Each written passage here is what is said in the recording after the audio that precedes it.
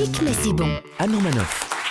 Ce midi, j'ai envie de dire youpi et ouf. Youpi parce que Marine Le Pen n'a pas été élue et ouf parce que Marine Le Pen n'a pas été élue. Ce midi, j'ai quand même du mal à cacher mon chagrin. Nicolas Dupont-Aignan ne sera pas Premier ministre.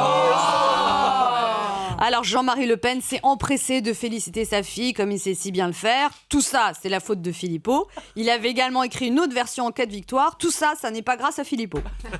Hier soir, le FN a organisé la fête la plus rapide du monde au Chalet du Lac. Début de la fête, 20h, 20h15, tout le monde à la maison. Normal, quand tu penses ta campagne à prendre les gens pour des pigeons, tu la termines à nourrir les canards. Emmanuel Macron est donc le président le plus jeune de la Ve République, tellement jeune qu'on se demande s'il va atteindre la majorité pour les législatives. Et à peine élu, Emmanuel Macron a réussi un miracle, traverser Paris en voiture en moins de 10 minutes. Anne Hidalgo l'avait fait, Emmanuel Macron l'a fait. Emmanuel Macron hier nous a fait 2 discours. Le premier c'était mais comme une déclaration d'amour, humble, sobre, grave, les yeux profonds, le regard concentré sur le prompteur.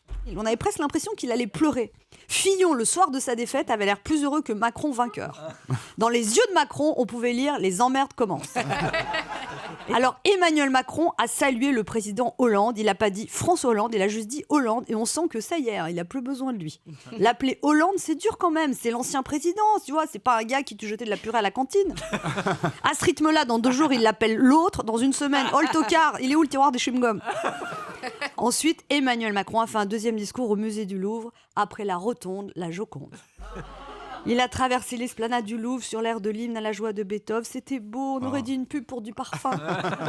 Faut avouer que sur les sardines de Patrick Sébastien, ça aurait eu moins de panache. Hein. Il a marché pendant longtemps, très longtemps. C'était long, très long. À un moment, j'aurais préféré que son parti s'appelle En trottinant. En tout cas, hier soir, on a vraiment vu la différence avec Hollande. Pas de pluie, sa cravate n'était pas de travers. On a un président jeune, sexy, énergique. Il a dit qu'il nous servirait avec amour. Mais moi, je rêve qu'un mec me dise ça. Je te servirai avec amour. On est passé d'un président qu'on n'aimait pas à un président qui nous aime.